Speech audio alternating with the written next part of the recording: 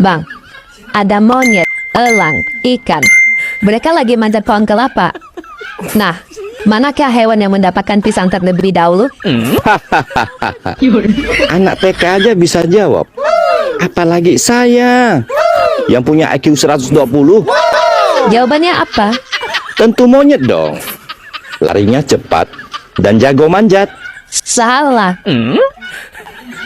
Kalau gitu ya pasti elang. Dia kan bisa terbang. Salah juga. Kalau gitu ikan. Salah parah. Masa ikan bisa manjat pohon?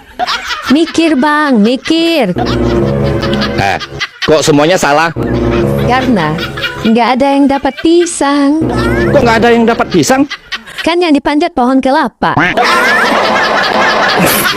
parah nih.